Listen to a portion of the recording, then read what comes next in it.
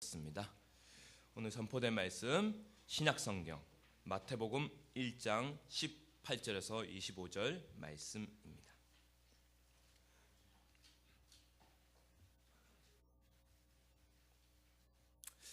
함께 하나님 말씀 받들어 올리겠습니다. 예수 그리스도의 나심은 이러하니라. 그의 어머니 마리아가 요셉과 약혼하고 동거하기 전에 성령으로 잉태된 것이 나타났더니 그의 남편 요셉은 의로운 사람이라 그를 드러내지 아니하고 가만히 끊고자 하여 이 일을 생각할 때 주의 사자가 현몽하여 이르되 다윗의 자손 요셉아 내 아내 마리아 데려오기를 무서워하지 말라. 그에게 잉태된 자는 성령으로 된 것이라. 아들을 낳으리니 이름을 예수라 하라. 이는 그가 자기 백성을 그들의 죄에서 구원할 자이심이라 하니라.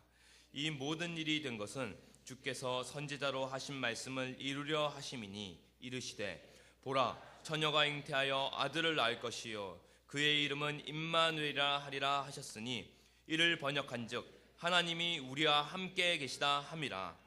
요셉이 잠에서 깨어 일어나 주의 사자의 분부대로 행하여 그의 아내를 데려왔으나 아들을 낳기까지 동침하지 아니하더니 나음의 이름을 예수라 하니라. 아멘. 자리에 착석해 주십시오. 다윗의 자손으로 오신 하나님의 아들이라는 제목으로 하나님 말씀 증거가 있겠습니다. 기쁜 성탄절입니다. 메리 크리스마스. 우리 앞에 옆에 뒤에 앉은 성도님들 적어도 3분 이상 좀 오늘은 이 기쁨을 함께 합시다. 메리 크리스마스. 좀 인사 좀 나누실까요?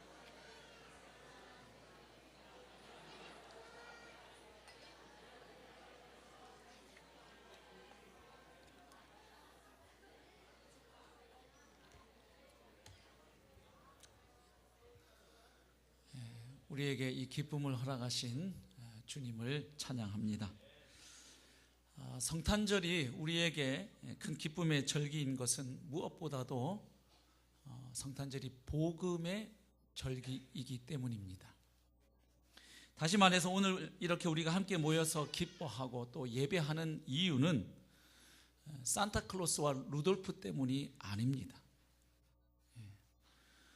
또한 크리스마스 선물과 백화점 세일 때문도 아닙니다. 혹시 여기 어린이들은 오늘 따로 예배하죠? 터닝백 카드 받아가지고 기뻐하는 친구 있는지 모르겠는데 바로 성탄절은 우리를 죄와 사망으로부터 건져 구원하시기 위해서 성자 예수님께서 이 땅에 인간의 모습으로 그것도 아기의 모습으로 오신 것을 기념하고 감사하는 절기이기 때문입니다. 물론 성탄절이 정확하게 예수님의 생일인지는 알 수가 없죠. 그러나 어느 날 분명히 오신 것은 맞으니까. 그렇기 때문에 성탄절은 사순절과 고난주간 그리고 부활절 못지않게 복음의 절기인 것입니다. 성도 여러분, 복음이 무엇입니까? 복음. 문자 그대로만 하면 복된 소리일 텐데 복음, 헬라어로 유앙겔리온 하면 기쁜 소식이죠. 복된 소식, 기쁜 소식, 그걸 복음이라고 하는데 복음을 가장 단순하게 한 문장으로 정리하면 이렇게 표현이 가능합니다. 하나님께서 예수 그리스도를 통해 이 세상을, 우리 인간을 구원하신다. 이렇게 표현이 가능합니다. 지금 짧게 한 문장으로 말씀을 드렸습니다만은 이 안에는 적어도 3가지 중요한 명제를 내포하고 있습니다. 첫 번째는 무엇입니까? 모든 사람은 혹은 이 세상은 구원을 받아야만 할 절실한 필요에 직면해 있다. 구원받지 않으면 안 될 이유가 있다는 거예요. 그러니까 하나님이 예수 그리스도를 통해 우리를 구원하신다는 게 기쁜 소식이 되죠. 사람은 구원받아야만 할 필요를 가지고 있다. 이것이 그 안에 포함되어 있죠. 두 번째는 그런데 그렇게 구원을 받아야만 할 필요를 가지고 있는 이 모든 사람은 절대로 자기 스스로는 자신을 구원할 수 없다는 것이죠. 그리고 세 번째는 나사렛 예수가 바로 그리스도이시다 하는 것입니다. 여기서 그리스도는 메시아와 같은 말입니다. 헬라어로 하면 크리스토스, 히브리어로 하면 메시아. 문자적으로는 기름 부음 받은 자이지만 그 의미는 하나님이 종말의 때에 보내실 유일한 구원자를 뜻하는 거죠. 여러분, 만약 이 세 가지 명제 중에 하나만 사실이 아니어도, 성립하지 않아도 성경이 말하는 예수 그리스도의 복음은 우리에게 더 이상 복음이 아닙니다. 기쁜 소식이 될 수가 없어요. 그리고 복음이 필요 없습니다. 무슨 소리입니까? 우리 인간에게 애당초 구원받아야 할 이유가 없다면, 하나님이 예수님을 통해서 우리를 구원하신다? 그거 우리하고 상관없어요. 구원받을 필요가 없는데 뭐가 그게 기쁜 소식이 되겠습니까? 두 번째로, 구원받아야 할 절실한 필요가 있긴 한데 우리가 우리 스스로를 구원할 수 있다. 즉 그 문제가 해결 가능하다 하면 하나님이 예수라는 양반을 통해서 우리를 구원해 주신다는 게 별로 우리하고 상관이 없어요. 내 문제 내가 해결하면 되니까. 그 다음에 또 세 번째는 뭡니까? 예수가 하나님이 보내겠다고 약속하신 그 유일한 구원자가 아니라면, 그리스도가 아니라면 역시 예수 그리스도의 복음은 우리에게 더 이상 기쁜 소식일 수가 없는 것입니다. 왜냐하면 복음은 하나님이 다른 자가 아닌 예수 그리스도를 통해서 우리 모든 죄인을 구원하시고, 그리고 이 세상을 마침내 다시 하나님의 완전한 샬롬의 나라로 회복시키신다는 기쁜 소식이기 때문에 그렇습니다. 성경은 2000년 전 골고다 언덕에서 십자가에 못 박혀 죽으시고 3일 만에 부활하신 그 나사렛 예수가 바로 하나님이 보내신 구원자라고 선포하기 때문에, 예수가 그리스도가 아니라면, 그리고 우리에게 구원받을 필요가 없다면, 구원받을 필요가 있지만 우리가 우리 자신을 구원할 수 있다면, 성경이 말하는 바 복음은 더 이상 우리에게 필요도 없고 우리에게 기쁜 소식일 수가 없는 거지요. 오늘 그 부분을 자세히 설명할 수는 없겠습니다. 다른 때 많이 설교를 했고요. 여러분, 성탄절이 왜 복음의 절기일까요? 하나님의 아들이신 예수 그리스도께서 우리를 구원하기 위해서 인간의 모습으로 이 땅에 오신 것을 기뻐하고 기념하고 감사하는 절기이기 때문입니다. 예수님의 십자가를 통해서 우리 죄가 사해졌다고 우리가 믿고 있지만, 예수님이 일단 이 땅에 오시지 않으면 십자가도 부활도 없는 거죠. 예수님이 이 땅에 오심으로 비로소 우리에게 구원받을 가능성이 열린 것입니다. 그러니까 성탄절도 부활절 못지않게 복음의 절기인 거예요. 오늘 본문은 바로 그 메시아이신 예수님이 어떻게 이 땅에 오셨는지, 탄생하셨는지를 말해주고 있습니다. 오늘 본문 바로 앞단락에는 그 유명한 예수님의 계보가 나옵니다. 우리가 연초에 성경 한번 일독해 보겠다고 결심하다가 늘 걸려 넘어지는 지점 아닌가요? 원래 이제 창세기부터 있잖아요. 그래서 잘 나가다가 출애굽기까지 신나게 가다가 레위기 제사 부분 나오면 구약은 다음 해에 도전. 그래서 신약으로 가자. 그래서 마태복음으로 갔더니 낳고 이거 언제까지 나갈 거야 하다가 또 포기하고 다시 내년부터. 이렇게 해서 늘 걸려 넘어지는 지점이 마태복음 1장에 나오는 그 나타가 끝나는 그 족보 부분 아닙니까? 근데 여러분, 이 계보는 단순히 예수님의 조상에 대한 역사적 정보를 제공하는 그런 계보가 아닙니다. 이 계보는 예수님이 바로 성경에서 약속하고 있는, 이스라엘에게 약속된 바로 그 메시아, 그 이스라엘의 왕으로 오신 분이 나사렛 예수이시다 하는 것을 선언하는 신학적 선언서와도 같은 것이 이 마태복음 1장 앞부분에 나오는 족보 부분입니다. 그런데 이 족보 중에 말이죠, 16절의 표현을 특별히 주목해서 보실 필요가 있습니다. 성경책에 있는 분들 한번 보십시오. 오늘 본문 좀 앞쪽입니다. 1장 16절. 야곱은 마리아의 남편 요셉을 낳았으니 마리아에게서 그리스도라 칭하는 예수가 나시니라. 지금 16절만 읽어서 실감이 안 나는 분들 계실 텐데, 만약 1장 1절부터 쭉 읽어오게 되면 굉장히 독특한 표현을 지금 대하신 겁니다. 왜냐하면 그 앞에 족보는 전부 같은 패턴이에요. 어떻게 돼 있죠? 누가 누구를 낳았다. 아니면 누가 누구에게서 누구를 낳았다. 전부 이렇게 표현되어 있습니다. 그러니까 그 패턴 그대로 만약 16절을 기록하면 어떻게 기록되어야 되냐 하면 요셉은 마리아에게서 그리스도를 낳으니라 이렇게 가야 합니다. 그 앞에 패턴대로 적자면. 근데 16절에 가서는 그 패턴이 깨집니다.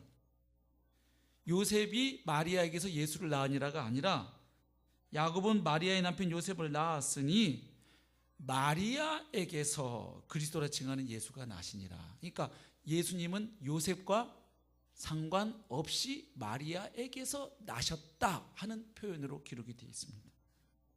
그러니까 요셉은 마리아의 남편이 맞기는 맞았는데 정작 예수님은 요셉과 마리아 사이에서 태어나지 않으시고 단지 마리아에게서 태어나셨다. 그것도 마리아가 예수를 낳았다는 표현도 아니고 마리아에게서 예수님이 나셨다 이렇게 기록이 되어 있습니다.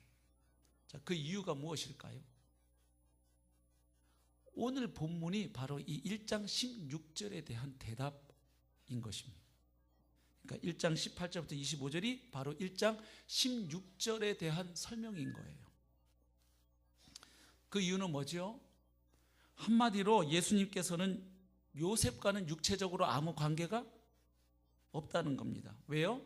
성령의 능력으로 말미암아 동정녀 잉태와 탄생을 하셨기 때문이다 하는 거죠. 근데 여러분 이렇게 말씀드리면 한 가지 더 복잡해지는 문제가 생기는 거 아시나요? 우선 이런 문제가 생겨요. 요셉이 마리아의 남편이었는데도 어떻게 예수님은 육체적으로 요셉과 아무런 상관이 없으시지? 하는 질문이에요. 어떻게 요셉과 상관없이 태어날 수 있으셨지? 두 번째 질문은 그러면 또한 그처럼 육체적으로는 요셉과 무관하게 태어난 예수님이 어떻게 당시 사회적으로 법적으로 요셉의 아들로 받아들여지고 요셉의 아들로 간주될 수 있었지? 하는 질문이 생깁니다.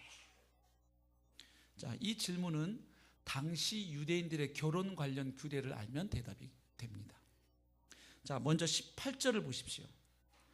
예수 그리스도의 나심은 이러하니라. 그의 어머니 마리아가 요셉과 약혼하고 동거하기 전에 성령으로 잉태된 것이 나타났더니. 여기 지금 한글 성경으로 약혼 이런데 무네스티에인, 이 정혼하다 하는 단어입니다.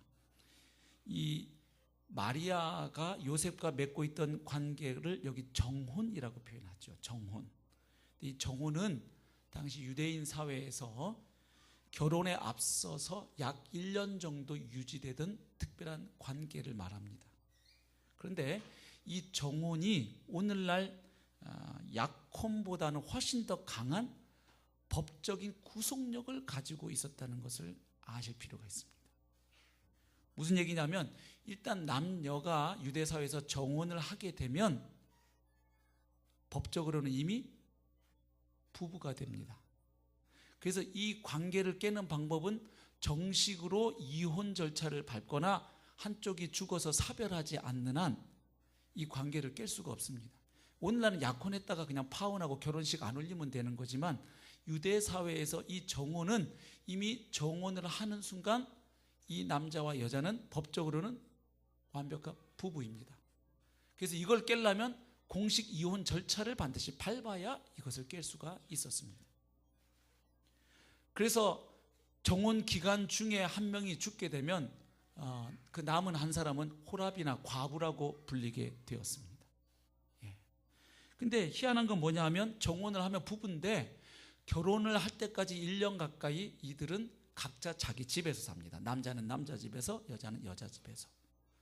그리고 결혼식을 준비하게 됩니다. 그리고 그 1년 동안은 육체적 관계가 금지되어 있었습니다. 그래서 정혼 기간에는 성관계가 허락되지 않았고, 그래서 남자는 남자 집에서, 여자는 여자 집에서 머물고 있지만 법적인 측면에서는 또한 남편과 아내의 관계를 유지하는 것이 이때 당시 유대 사회에서의 정혼 관계입니다. 법적인 구속력이 있는 관계. 그래서 정혼 기간에 만약 한 사람이 간음을 할 경우에는 이혼 사유에 해당합니다. 신명기 22장 보면 끔찍합니다. 구약 시대에는 만약 이 정혼 기간 중에 여자가 부정한 것으로 드러나면 이렇게 임신을 해가지고 아이를 낳게 되고 이렇게 되면 돌로 쳐 죽이도록 되어 있죠. 구약 시대는. 그러나 당시 신약 시대에는 그럴 경우에 이혼하도록 되어 있었습니다. 그러니까 이런 규범을 이해하시면 지금 마리아가 처하게 된 상황과 요셉이 직면한 현실이 무엇을 의미하는지 좀 더 실감이 나실 겁니다. 지금 마리아에게는 그 천사를 통해서 수태고지를 받을 때 잘못하면 끔찍한 일을 당할 수 있는 상황에서 주의 계집종 요원이 주님 뜻대로 이루어지이다 하고 받은 겁니다. 보통 믿음의 여인이 아닙니다. 마리아도. 그래서 18절에 의하면 마리아는 요셉과 정혼만 했을 뿐 아직 육체적 관계를 갖기 이전에 성령의 능력으로 예수님을 잉태했죠. 근데 요셉은 의로운 사람이라고 되어 있는데 이 디카이오스 하는 단어는 율법 앞에 올바로 서다 하는 뜻이에요. 그러니까 하나님의 율법 앞에 늘 바로 서 있는 사람입니다. 요셉이. 그러니까 그 상황에서 요셉은 어떤 상황에 직면했느냐? 자기 의사와는 상관없이 지금 이 배가 불러오는 마리아와 뭐 해야 되는 거예요? 이혼해야만 하는 상황에 놓이게 된 거죠. 하지만 상당히 신사합니다. 요셉이. 그래서 이 마리아의 수치가 만인에게 공개되고 드러나는 것을 원하지 않았습니다. 그래서 19절을 보면 두 증인 앞에서 조용히 파혼하는 방법을 선택을 하죠. 19절 보십시오. 그의 남편 요셉은 의로운 사람이라 그를 드러내지 아니하고 가만히 끊고자 하여, 이게 동네 방네 소문내지 아니하고 조용히 두 증인 앞에서 이제 이 마리아와의 정혼 절차를 파기하는 이 파혼 절차를 밟기로 결심을 한 거지요. 근데 이런 상황에서 바로 주님의 사자가 요셉에게 나타나서 먼저는 이 사건의 실제 상황을 설명해 주죠. 네가 생각하는 것처럼 마리아는 부정한 관계를 통해서 아이를 잉태한 게 아니다. 바로 하나님의 능력으로, 성령의 능력으로 잉태한 것이다. 그리고 그녀가 잉태한 아이는 다름 아닌 구원자 예수다. 이런 설명을 듣게 됩니다. 그리고 나서 천사가 더 말을 하죠. 그러므로 너는 마리아를 데려와라. 즉 무슨 말입니까? 마리아와 결혼을 깨지 말고 결혼해라. 20절과 21절 바로 그 내용입니다. 그리고 주님의 사자의 이런 설명과 명령을 받고 요셉은 적극적으로 반응합니다. 그래서 요셉은 마리아와 결혼을 하고 자기 집에 데려와서 살게 됩니다. 그게 24절입니다.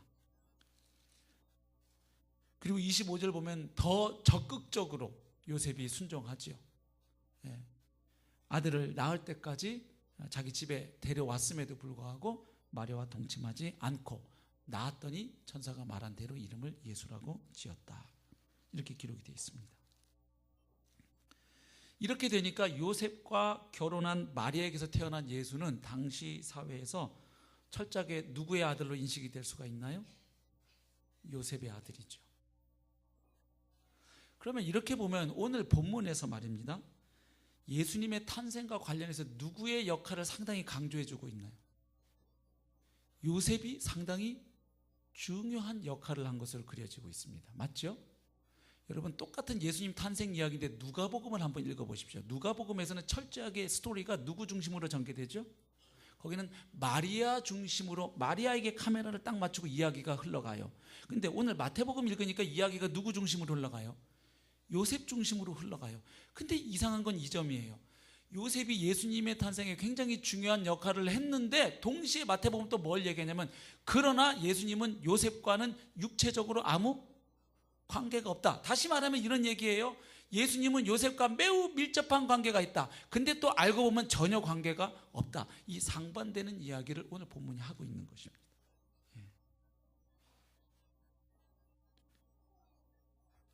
왜 오늘 본문에서 요셉의 역할이 강조가 되고 있냐 하면, 여러분, 메시아는 구약 성경 예언에 보면 반드시 누구의 자손으로 오시도록 되어 있죠? 다윗의 자손으로 오십니다. 그래서 다윗 같은 왕으로 오시는 분이 메시아입니다. 근데 요셉이 누구 지파죠? 유다 지파면서 누구의 후손? 다윗의 후손입니다. 그럼 잘 보십시오. 요셉과 마리아가 정혼을 했어요. 그리고 둘 사이는 관계가 없는데 그 사이에 성령의 능력으로 잉태했어요. 그러니까 이 아이는 요셉의 씨는 아니에요. 근데 법적으로는 이미 정혼했기 때문에 법적으로 사회적으로 요셉은 이미 마리아의 남편이고 예수님의 법적 아버지가 됩니다. 그리고 요셉은 누구 지파라고요? 유다 지파. 누구의 가문? 다윗 가문의 후손입니다. 이해가 되시나요? 그러면 예수님은 자연스럽게 요셉의 아들이 되면 예수님도 무슨 지파? 유다 지파, 다윗 가문이 되는 거죠. 그래서 요셉은 예수님께서 다윗의 자손이라고 불릴 수 있는 신학적 기반을 제공해 주는 거예요. 그 앞에 제시된 예수님의 계보를 오늘 본문이 아니기 때문에 제가 길게는 설명 못했지만 짧게 말씀드리면 굉장히 다윗적인 왕적 계보입니다. 이 계보가 누가복음 계보하고 많이 틀려요. 마태복음 계보는 위에서 아래로 내려오는 하향식이고 누가복음은 예수님부터 위로 거꾸로 올라가죠. 이런 것도 차이가 있고 한데 이 예수님의 계보를 가만 보면 굉장히 다윗이 강조가 되고 있습니다. 일단 1장 1절 한번 보십시오. 한글 성경은 이렇게 되어 있죠. 아브라함과 다윗의 자손 예수 그리스도의 계보라. 헬라어로 읽으면 예수 그리스도, 그분은 다윗의 자손 그리고 아브라함의 자손이시다. 이렇게 되어 있습니다. 그러니까 아브라함의 자손보다 누가 먼저 나온다고요? 다윗의 자손이 먼저 등장해요. 1장 1절부터가. 그리고 다윗이라는 이름이 이 계보에서 가장 많이 등장해요. 요셉과 여인들의 이름은 한 번 나옵니다. 아브라함은 3번 나옵니다. 그런데 다른 이름들은 2번 나오고 다윗의 이름은 이 계보에서 5번 등장합니다. 가장 많이 나와요. 일단 계보를 읽어보시면. 그 다음에 다윗이라는 이름을 1세기 당시 유행하던 게마트리아 방식으로 표현하면 14가 됩니다. 다비드 해서 DVD 하면 4 더하기 6 더하기 4가 돼서 다윗이라는 이름의 수값이 14가 됩니다. 그래서 여기 계보가 보면 14대씩 끊어서 14 곱하기 3 이렇게 돼 있죠.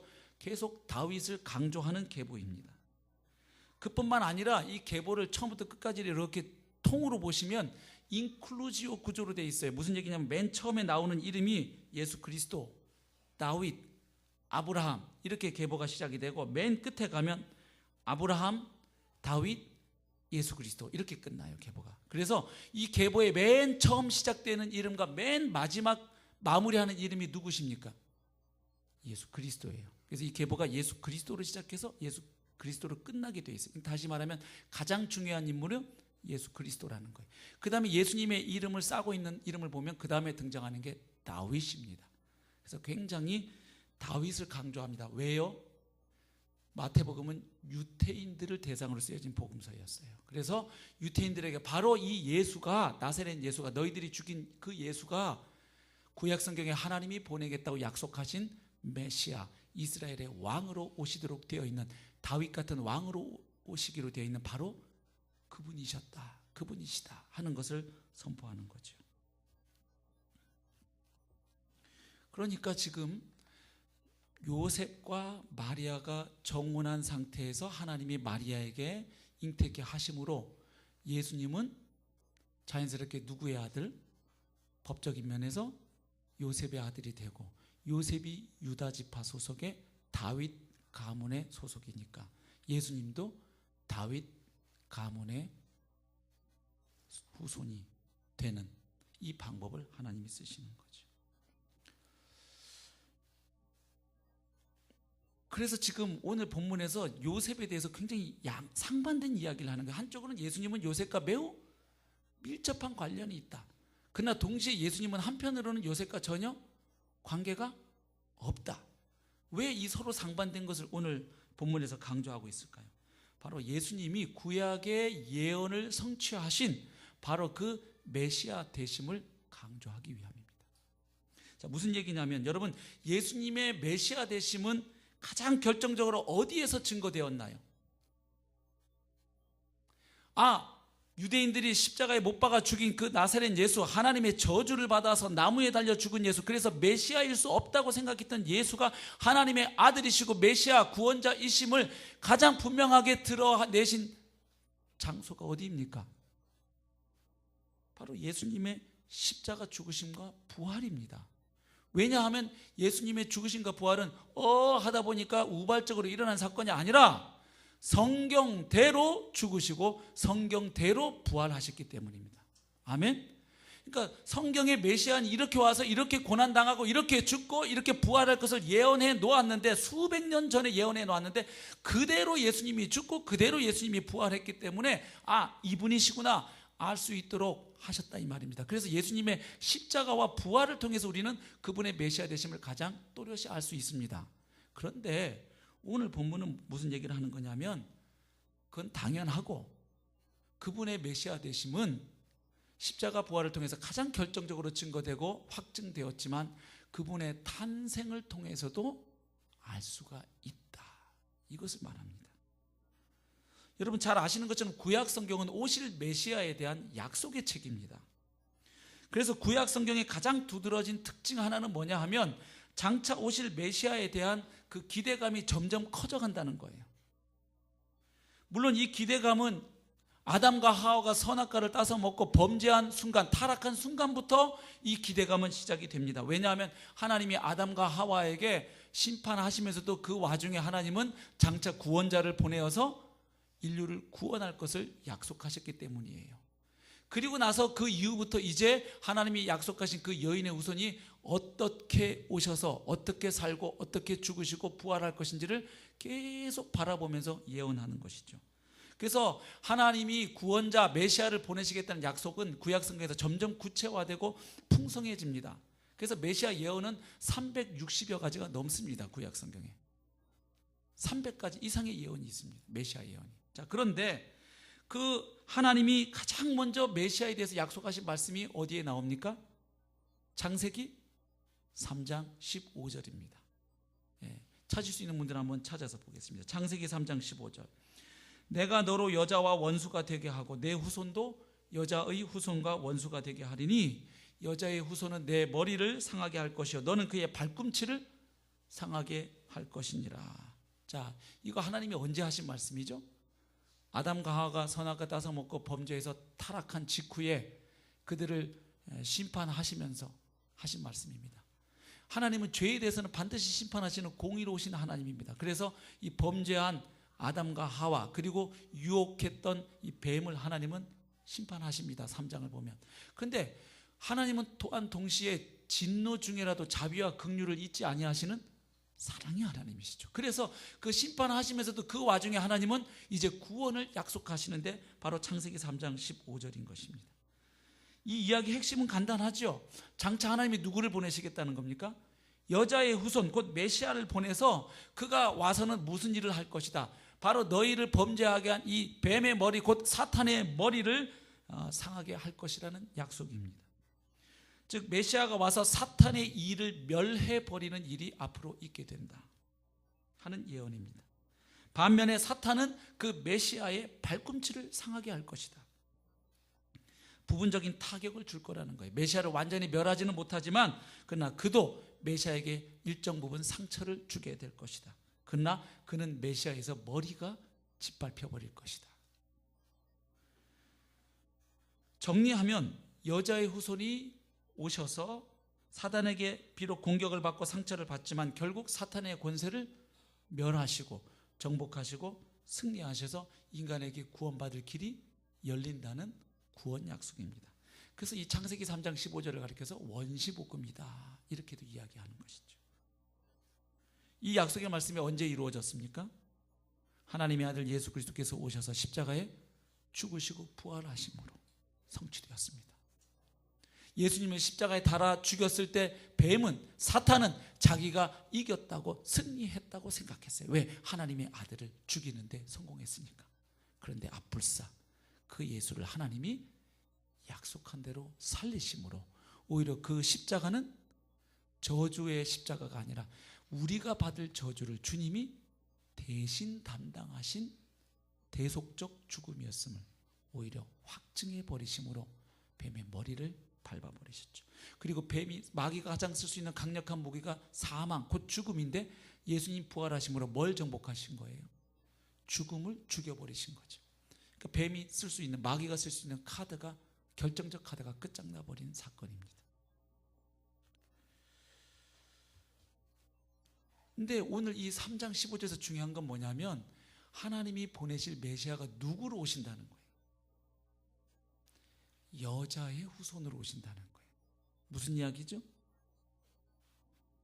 남녀 부부 관계를 통해서 오지 아니하는 한 존재를 보내시겠다는 약속입니다.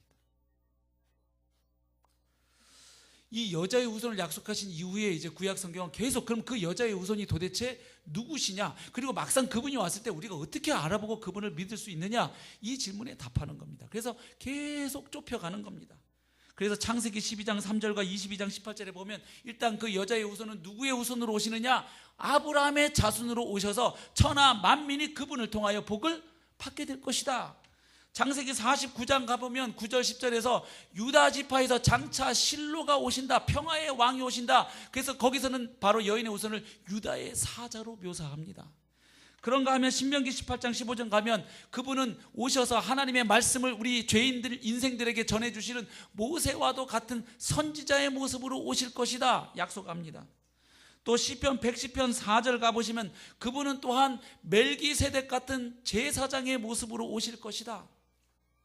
또 이사야 9장 6절 7절 보면 그분은 다윗 같은 왕으로 오실 것이다. 그래서 왕, 제사장, 선지자, 이거 다 구약시대 기름 부음 받아 세워지는 메시아 직분이었습니다. 맞죠? 그래서 바로 여인의 후손으로 오시는 분은 왕, 제사장, 선지자, 그 메시아 3직분을 그 한 분이 다 수행하시는 분이 될 것을 구약 성경은 말해놓고 있습니다. 그 다음에 이사야 42장부터 53장까지는 그분은 고난받는 여호와의 종의 모습으로 오실 것이다.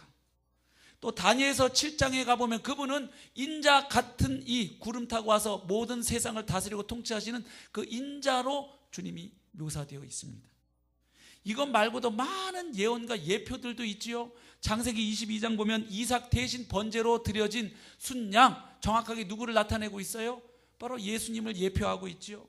또 출애굽기 12장에 나오는 유월절 어린 양 누구를 예표합니까? 예수 그리스도입니다. 레위기 16장에 나오는 그 모든 다양한 제사들은 다 누구를 예표합니까? 예수 그리스도가 십자가에서 드릴 제사를 예표하죠. 또 민수기 21장 보면 이스라엘 백성들이 불뱀에 물려서 죽어가게 될 때 그들을 살리게 된 그 장대 위에 높이 달린 높뱀, 누구를 상징합니까? 바로 십자가에 달려 죽으신 예수 그리스도를 예표하지요. 또 시편 118편에 나오는 건축자의 버린 돌, 이런 것들은 전부 앞으로 오실 여인의 후손, 그 메시아에 대한 예언과 예표들입니다. 근데 이 중에서 오늘 본문과 관련해서 특별히 중요한 한 부분이 바로 다윗의 후손으로 오시는, 다윗과 같은 평화의 왕으로 오시는 메시아, 그 예언입니다. 이사야 9장 6절 7절 제가 읽겠습니다. 이는 한 아기가 우리에게 낳고 한 아들을 우리에게 주신 바 되었는데 그의 어깨에는 정사를 메었고 그의 이름은 기묘자라 모사라 전능하신 하나님이라 영존하시는 아버지라 평강의 왕이라 할 것입니다. 그 정사와 평강의 더함이 무궁하며 또 다윗의 왕좌와 그의 나라에 군림하여 그 나라를 굳게 세우고 지금 이후로 영원히 정의와 공의로 그것을 보존하실 것이라. 만군의 여호와의 열심히 이를 이루시리라. 하나님이신 분이 아기의 모습으로 오실 것을 예언하죠. 예수님 오기 약 600~700년 전에, 그렇죠? 그의 이름이 영존하시는 아버지, 평강의 왕, 전능하신 하나님. 그런데 그 하나님이신 분이 어떻게 나신다? 한 아기가 우리에게 낳고. 그런데 그 아기로 오시는 분이 누구의 왕자에 앉으시느냐? 다윗의 왕자에 앉으시고 그 나라에 군림하신다. 메시아를 이렇게 예언합니다. 이사야 11장 1절부터 5절을 보시면 이새의 줄기에서 한 싹이 나며, 이새가 누구입니까? 다윗의 아버지입니다.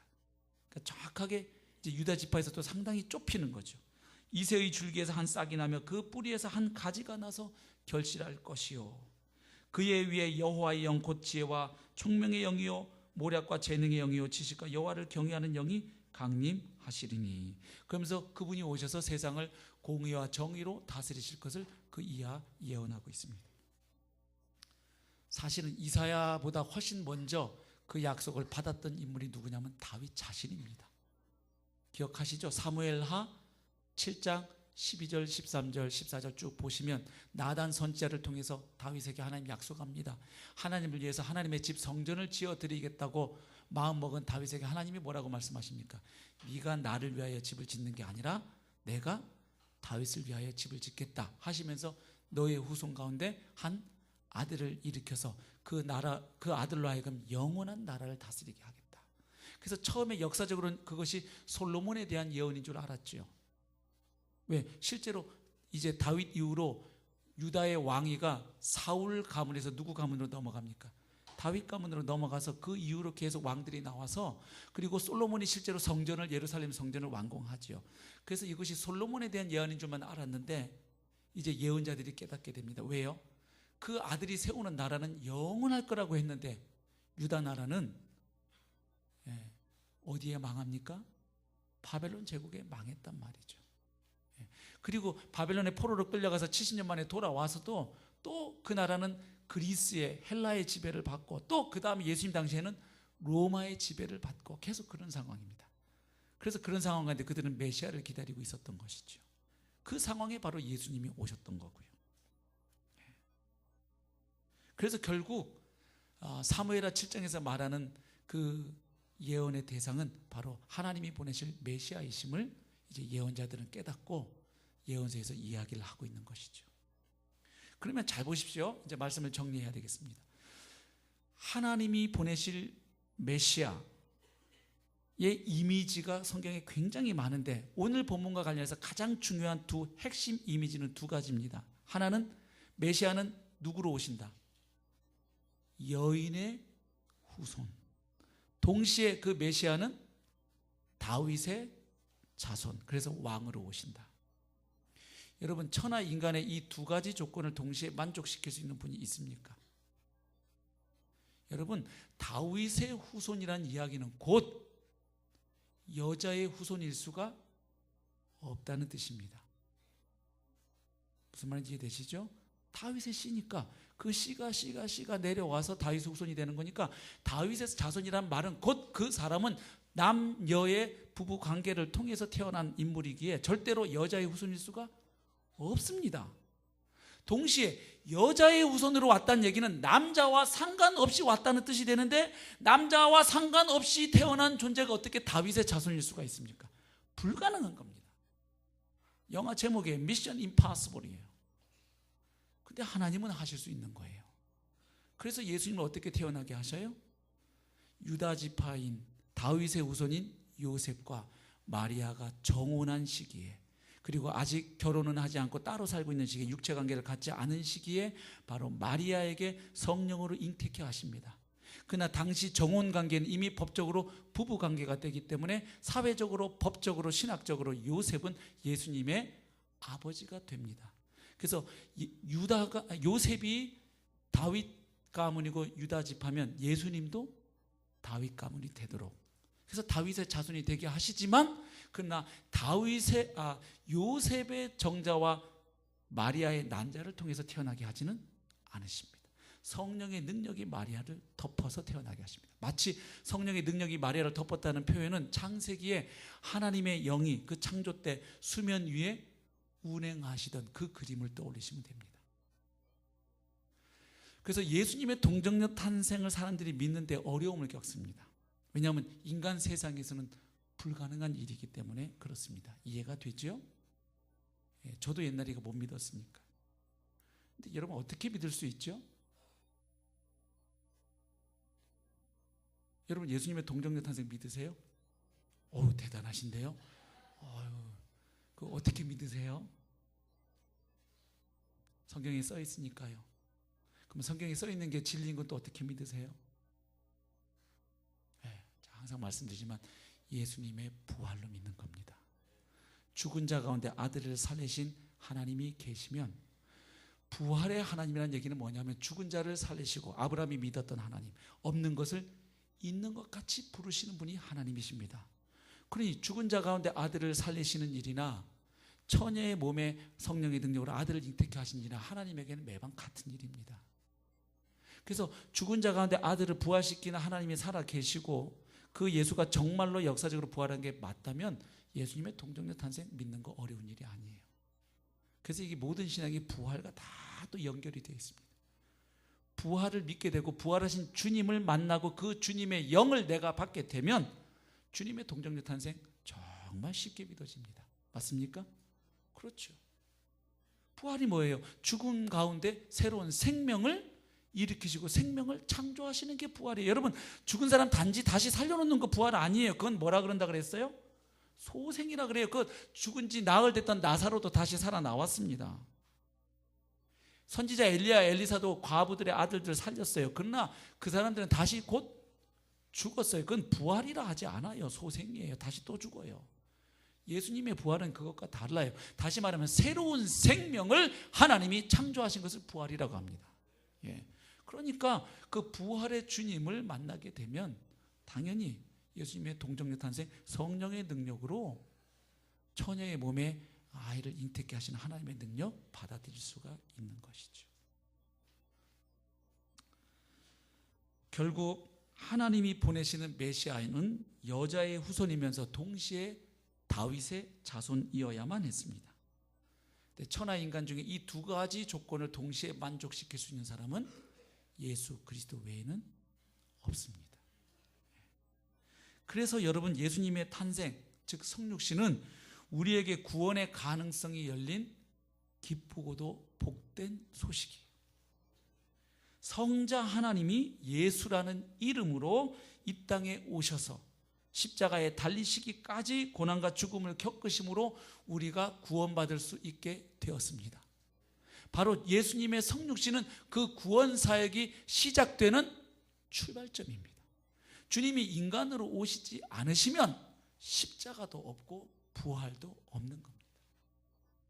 그래서 십자가와 부활만 복음이 아니라 하나님의 아들이 이 세상에 우리와 똑같은 인간으로, 그러나 죄는 없으신 인간으로 이 땅에 오신 것부터가 이미 이 세상에는 기쁜 소식이 시작된 것입니다. 그래서 누가복음 2장 10절부터 11절 보면 그 양치던 목자들에게 천사가 나타나서 뭐라고 얘기합니까? 이렇게 이야기합니다. 천사가 이르되 무서워하지 말라. 보라, 내가 온 백성에게 미칠 큰 기쁨의 좋은 소식을 너희에게 전하노라. 그 기쁜 소식이 무엇입니까? 오늘 다윗의 동네에 너희를 위하여 구주가 나셨으니 곧 그리스도 주시니라. 아멘. 아멘. 그래서 바울도 선포합니다. 갈라디아 4장 4절에서 이렇게 선포합니다. 때가 참에 하나님이 그 아들을 보내사 여자에게서 나게 하시고, 즉 여인의 후손으로 보내셨다는 거죠. 율법 아래에 나게 하신 것은 율법 아래에 있는 자들을 속량하시고 우리로 아들의 명분을 얻게 하려 하심이라. 아멘. 여인의 후손으로 또 다윗의 후손으로 오셔서 우리를 위해 십자가를 지시고 그곳에 달려 죽으시고 피를 다 쏟으시고 그리고 하나님의 능력으로 다시 부활하신 우리 주 예수 그리스도를 찬양합니다. 바로 이 성탄절은 그 예수님이 우리를 위해 이 땅에 오신 사건을 기념하는 절기입니다. 사실 정확하게 날짜를 따지면 12월 25일이 아닐 가능성이 훨씬 더 높습니다. 이건 로마에서 태양신 숭배하던 날을 예수님 생일하고 결합시켜 버린 거죠. 그래서 이 연말에 들뜨는 분위기하고 크리스마스가 맞물려가지고 아주 죄짓기 좋은 계절이 됐어요. 모르긴 해도 어제 전국의 모텔은 10,000원이었을 거예요. 제가 믿기로. 오늘 새벽기도 나오는데 강서구청 앞을 지나오는데 난리가 났어요. 그 새벽 4시 반 상황에 그렇게 사람들이 많이 돌아다녀요. 양떼들이 들에 있었던 걸로 보면 오히려 많은 학자들은 정확한 주님의 생일은 3, 4월경이 아니었을까 이렇게도 이야기합니다. 그러나 중요한 건 어느 날짜가 중요한 게 아니라 주님이 분명하게 이 땅에 우리와 동일한 인간의 모습으로, 그것도 아기의 모습으로 오셨다는 사실입니다. 그리고 그분이 오셨고 그분이 우리를 위해서 사셨고 죽으셨고 부활하셨습니다. 그리고 그분은 승천하시면서 약속하신 보혜사 성령을 그분의 백성들에게 보내셨습니다. 그 성령을 받으셨습니까? 아멘. 그 부활하신 예수의 영을 받은 사람들은 이 성탄의 계절에, 바로 이 성탄절이 복음의 절기임을 다시 한번 우리 가슴에 새기고 기뻐하고 축하할 뿐만 아니라 바로 그 구원자 예수가 우리를 위해 이 땅에 다녀가셨음을 우리 주의사들에게 선포하는, 증거하는 복음의 증인으로 쓰임받는 저와 여러분 모두가 되시기를 축복합니다. 우리 잠깐 기도하겠습니다.